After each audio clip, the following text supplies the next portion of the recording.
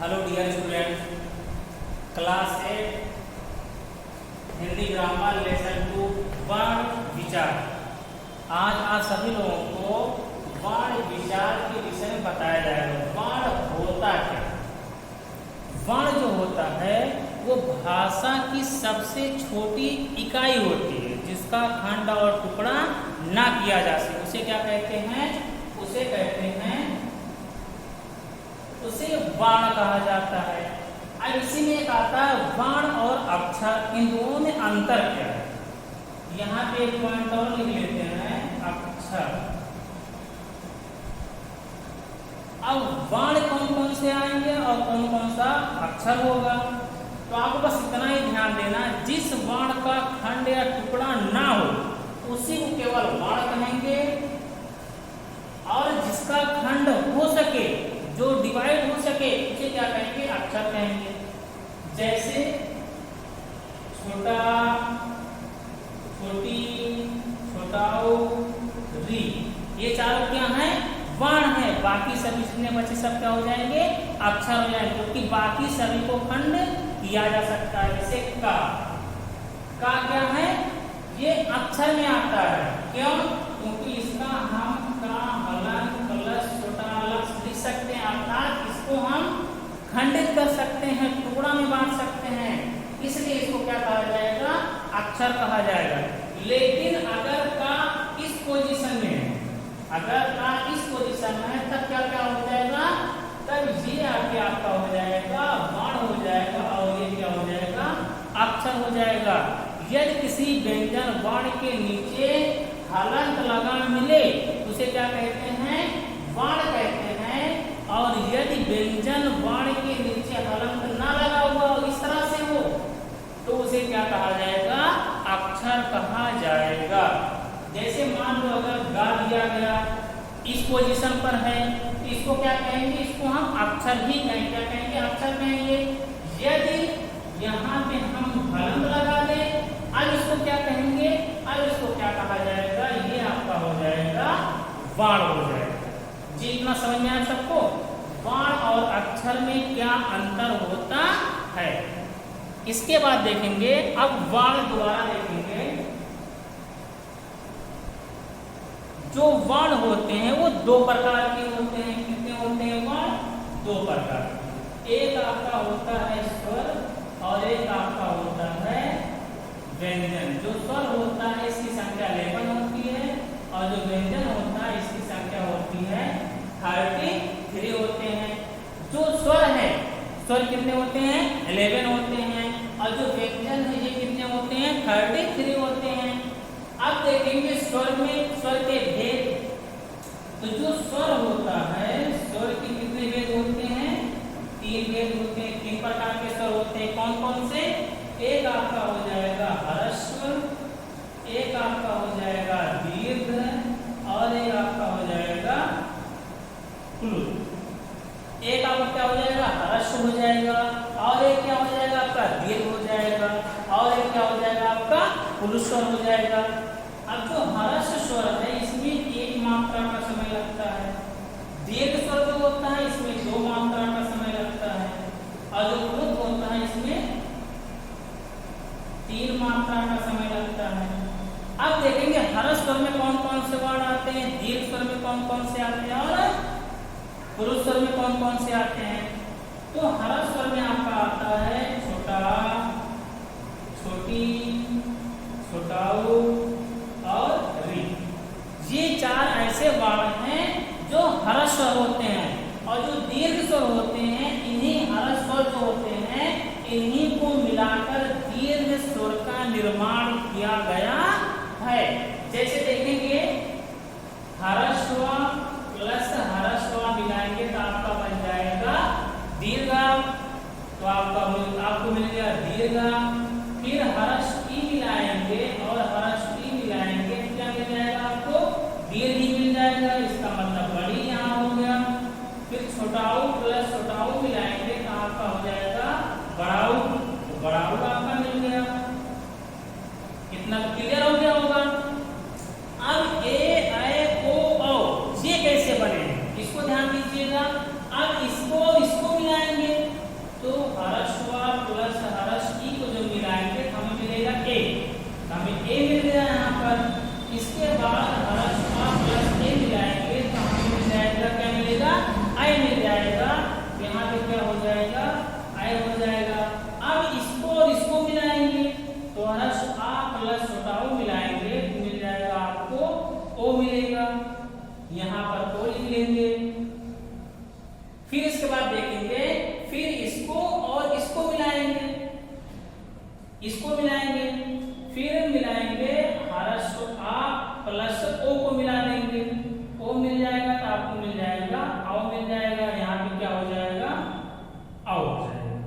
इतना समझ में आया सबको कि ये जो चार ह्रस्व स्वर हैं इनको ही मूल स्वर भी कहा जाता है। क्या कहा जाता है? मूल स्वर भी कहा जाता है। और ये सभी क्या हैं? दीर्घ स्वर हैं। लेकिन ये चारों जो हैं इनको संयुक्त स्वर भी कहा जाता है। इन चारों को संयुक्त स्वर भी कहा जाता है। क्यों कहा जाता है? इसलिए कहा जाता है क्योंकि ये जो चारों वर्ण बने हैं असमान वर्णों के योग से बने हैं। अगर असमान वर्णों के योग से बनेंगे तो संयुक्त कहलाएंगे और समान योग से बनेंगे तो संयुक्त नहीं कहलाएंगे। ये तीनों जो हैं समान वर्ण से बने इसलिए संयुक्त नहीं है, ये असमान वर्ण से बने इसलिए ये संयुक्त स्वर के अंतर्गत आते हैं। तो स्वर जो है ये आप सभी लोगों को समझ में आ चुका होगा। एक पॉइंट बच रहा है आपका अयोगवाह। अब ये अयोगवाह क्या होता है? अयोगवाह उसे कहते हैं जिसका योग ना तो स्वर में हुआ हो और ना ही व्यंजन में हुआ हो, दोनों से अलग कर दिए गए हों, उसको कहा जाता है अयोगवाह। अयोगवाह में दो वर्ण आते हैं, एक अंग आता है और एक आपका आहा आता है। तो कितने हुए अयोगवाह? दो हो गए। वर्ण के कितने वेद होते हैं? दो होते हैं। स्वर में कितने वर्ण आते हैं? 11 आते हैं। व्यंजन कितने आते हैं? 33 आते हैं। ह्रस्व स्वर में कितने आते हैं? 4 वर्ण आते हैं। और दीर्घ स्वर में कितने आते हैं? 7 वर्ण आते हैं। और संयुक्त स्वर में कितने आते हैं? 4 वर्ण आते हैं। अब बचा पुरुष स्वर। पुरुष स्वर उसे कहते हैं जिसमें 3 मात्रा का समय लगे, जैसे ओइन। और ओइन जब लिखा जाएगा जैसे हम लोग 3 बनाते हैं हिंदी का, इस तरह से ऐसे करके ही बनाएंगे, छोटी नहीं बनाया जाएगा। अगर ये बनाते गलत हो जाएगा। आप जैसे हिंदी का 3 लिखते ऐसे करके बनाएंगे, यही सही है, ये गलत नहीं है आपकी। ओके, इसके बाद देखेंगे व्यंजन।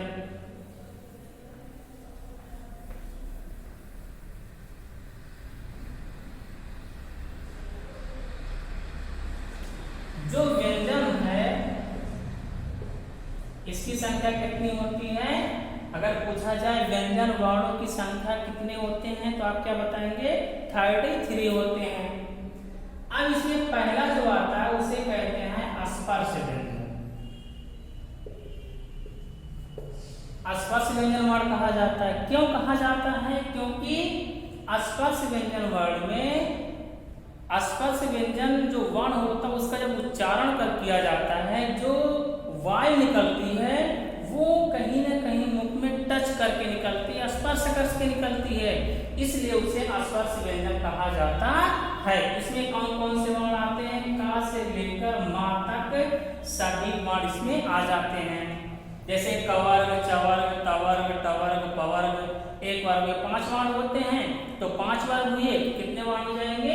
स्पर्श व्यंजन में 25 वर्ण होते हैं। इसके बाद दूसरा पॉइंट आपका आएगा अंतस्थ व्यंजन।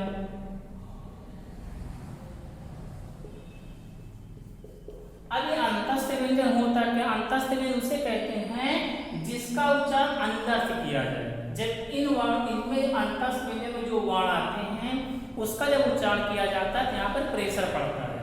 इसमें भी कितने होते हैं? 4 वर्ण होते हैं। कौन कौन से? या, वा, रा और ला। जब इसका उच्चारण किया जाता है तो यहाँ पर प्रेशर पड़ता है। इसका उच्चारण अंदर से होता है। या, तो यहाँ पर प्रेशर पड़ता है। वा यहाँ पर पड़ेगा तो या, वा, रा, ला अंदर से बोले, इसलिए इसको अंतस्थ व्यंजन वर्ण कहा जाता है। तीसरा पॉइंट देखेंगे ऊष्म व्यंजन। ऊष्म व्यंजन वर्ण भी 4 होते हैं। कौन कौन से होते हैं? बड़ा सा, खट्टी सा, छोटा सा और हा। अब देखा जाकर बड़ा सा को तालाब सा कहा जाता है, खट्टी सा को मूर्धन्य सा कहा जाता है, मूर्धा कहा जाता है, छोटा सा को दंती सा कहा जाता है, और हा जो होता है ये मूर्धा होता है, और इस हा को काकल्य वर्ण भी कहा जाता है। अगर कोई पूछेगा तो आप बता सकते हैं मूर्धा भी है, इसको काकल्य वर्ण भी कहा जाता है। इसके बाद देखेंगे अब इसे ऊस व्यंजन क्यों कहा जाता है, क्योंकि जब इसका उच्चारण करते हैं तो इसका जो ध्वनि निकलती है, जो वायु निकलती है, वो रगड़ खाती हुई निकलती है।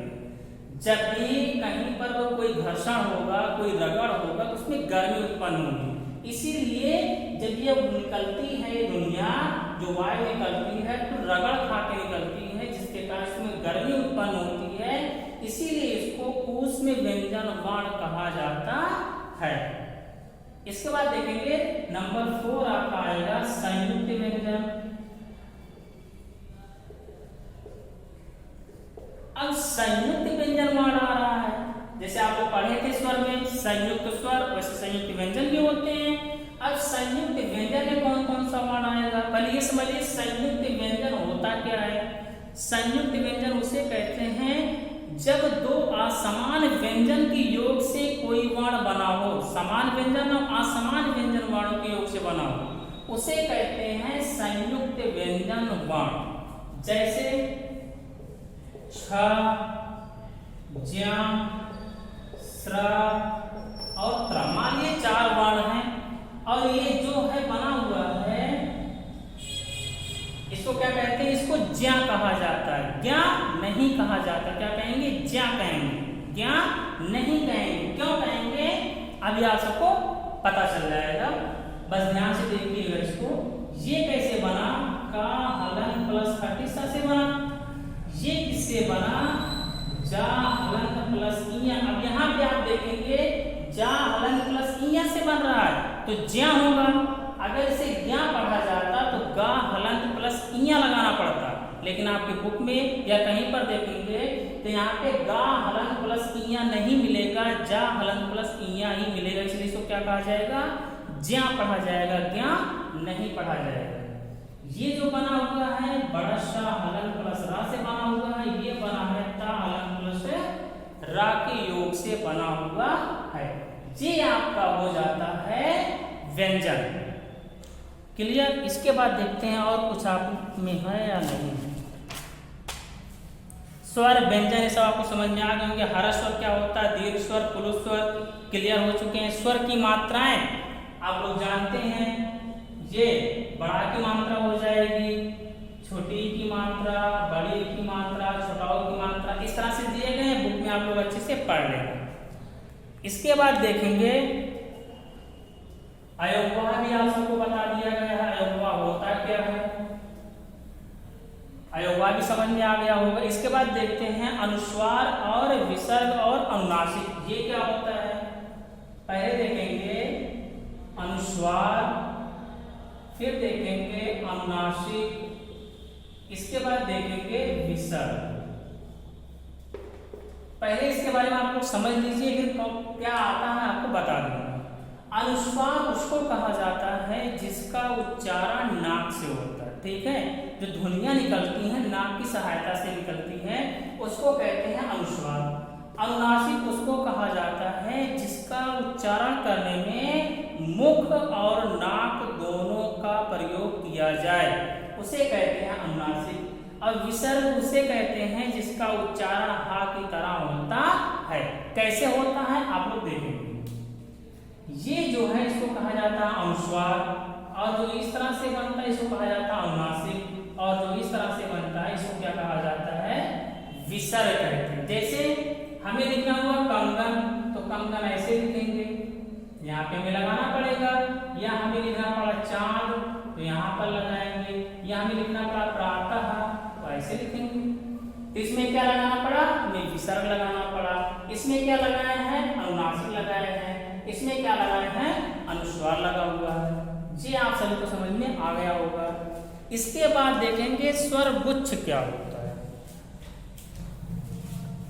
स्वरगुच्छ उसे कहते हैं जिसमें स्वरों की संख्या ज्यादा मात्रा में, उसे क्या कहा जाएगा, स्वरगुच्छ। और व्यंजन गुच्छ उसे कहेंगे जिसमें व्यंजन की संख्या ज्यादा हो, उसे क्या कहेंगे, व्यंजन गुच्छ कहेंगे। अब देखेंगे इसमें दिया जा रहा है जहां 2 या 2 से अधिक स्वर एक साथ प्रयुक्त होते हैं और निकट रहते हुए भी आपस में मिलते नहीं, ऐसे स्वर समूह को स्वरगुच्छ कहते हैं। इसमें स्वरों की संख्या ज्यादा रहती है, ठीक है। जैसे देखेंगे सफाई है, ऊंचाई है। अब इसमें क्या हो रहा है, तो हम कैसे पता करेंगे इसका, हम क्या करेंगे, वर्ण विच्छेद कर लेंगे जिससे क्लियर हो जाएगा। जैसे मान लीजिए दे दिया गया कई, यही दिया गया है। अब इसका हम क्या करेंगे, वर्ण विच्छेद करेंगे। क्या आएगा, का हलन प्लस छोटा प्लस यहाँ पे बड़ी हो जाएगी। अब दोनों यहाँ पे छोटा है, यहाँ पे बड़ा, दोनों आपस में मिल नहीं रहे हैं। तब इन तीनों में देखेंगे संख्या किसकी ज्यादा है, स्वर की संख्या ज्यादा है, तो क्या हो जाएगा, स्वर गुच्छ हो जाएगा आपका। या मान लीजिए दे दिया जाए आपका नहीं दे दिया जाए, इसमें देखेंगे तो ना हलंत प्लस छोटा आ प्लस बड़ी। अब दोनों स्वर हैं लेकिन आपस में मिल नहीं रहे हैं और इनकी संख्या भी ज्यादा है, क्या हो जाएगा, स्वर गुच्छ हो जाएगा। इसके बाद देखेंगे हलंत क्या होता है आपका। अब हलंत क्या होता है, हलंत उसे कहते हैं कि जिस वर्ण के नीचे हलंत लगता है तो वो स्वर रहित हो जाता है। क्या हो जाता है, स्वर रहित हो जाता है। तो हलंत युक्त मतलब कि जिसमें हलंत लगा हुआ हो, ऐसे वर्ण को हलंत वर्ण कहते हैं। मतलब कि का प्रयोग स्वर रहित वर्ण के नीचे हो, मतलब जो बताया गया आपको, जैसे मान लीजिए का लगाया, इसमें हलंत लगा दिया, अब ये क्या हो गया, स्वर रहित हो गया, इसमें स्वर नहीं है। हलंत का प्रयोग इसीलिए किया जा रहा है। लेकिन कुछ ऐसे वर्ण होते हैं जिसमें हलंत का प्रयोग नहीं कर सकते, तो वहां पे हम हलंत ना लगाकर हमें उसी वर्ण को ही लिखना पड़ता है। क्लियर। इसके बाद देखेंगे स्पर्श व्यंजन आप जान ही चुके हैं, अंतस्थ व्यंजन पढ़ाया गया, उस व्यंजन। अब देखेंगे उच्छिप्त व्यंजन क्या है। उच्छिप्त व्यंजन उसे कहते हैं जिसका उच्चारण फेंक कर किया जाए। और उच्छिप्त व्यंजन में आपकी केवल किससे,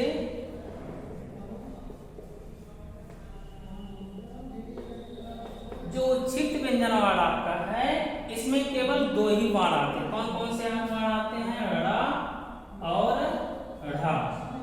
अब इसका अगर आप उच्चारण करेंगे तो आपकी जीभ पहले मुड़ेगी, उसके बाद उसको क्या करेगी, फेंक देगी। जैसे ढ़ और ढ़ जब बोलेंगे जीभ मुड़ेगी, उसको उसे फेंक देगी। इसलिए इसको क्या कहा जाता है, उच्छिप्त व्यंजन वर्ण कहते हैं। इसको द्विगुण व्यंजन वर्ण भी कहा जाता है, और अनेक नाम हैं, लेकिन आपके लिए बस इतना ही जाना जरूरी है। इसको उच्छिप्त व्यंजन वर्ण कहा जाता है। क्यों कहा जाता है, क्योंकि जब इसका उच्चारण किया जाता है तो जो जीभ पहले मुड़ती है, उसके बाद उछाल कर फेंक देती है, इसलिए इसको उच्छिप्त व्यंजन वर्ण कहते हैं। आप लोग उच्चारण करेंगे तो आपको समझ में आ जाएगा। फिर उसके बाद संयुक्त व्यंजन वर्ण क्या है, वो भी पढ़ाया गया कि दो असमान व्यंजन के व्यंजन वर्णों के योग से जो बना हुआ हो उसे क्या कहते हैं, संयुक्त व्यंजन वर्ण। जैसे छा हो गया, ज्या हो गया, स्रा हो गया, त्रा हो गया, ये सभी हो जाएंगे। अब द्वितीय व्यंजन वर्ण क्या होता है, द्वितीय व्यंजन वर्ण उसे कहते हैं जिसमें पहला वर्ण स्वर रहित हो और वही वर्ण उसके बाद स्वर सहित आए, उसको द्वितीय व्यंजन कहते हैं। जैसे मान लीजिए कहा जाए अभी चक्की, ये कहा गया। अब इसमें जो आधा का दिख रहा है, इसका मतलब है क्या, स्वर रहित है, और इसमें स्वर सहित स्वर इसमें है। इसमें कौन सा स्वर छिपा हुआ है, तो बड़ी लगा हुआ है, तो बड़ी स्वर इसमें है, इसमें कोई स्वर नहीं है, और दोनों समान वर्ण है, इसलिए इसको क्या कहा जाएगा, द्वितीय व्यंजन वर्ण कहेंगे। या मान लो कहा जाए अभी कुत्ता। अब देखिए यहाँ पे दोनों तार है, एक आधा एक पूरा, एक स्वर रहित है और एक स्वर सहित, इसमें आ की मात्रा लगा हुआ है। या भी कहा जाए बच्ची, कहा जाए एक स्वर रहित है एक स्वर सहित है, स्वर सहित इसलिए एक बीच में बड़ी मात्रा लगी हुई है, इसलिए इसको कहा जाएगा द्वितीय व्यंजन वर्ण कहेंगे। ये सभी जो पॉइंट आपके समझ में आ चुके होंगे, और इसमें जो एक्सरसाइज है आप लोग देख करके जैसा पढ़ाया गया है, एक बार आप लोग वीडियो देखेंगे, अच्छे से पढ़ेंगे।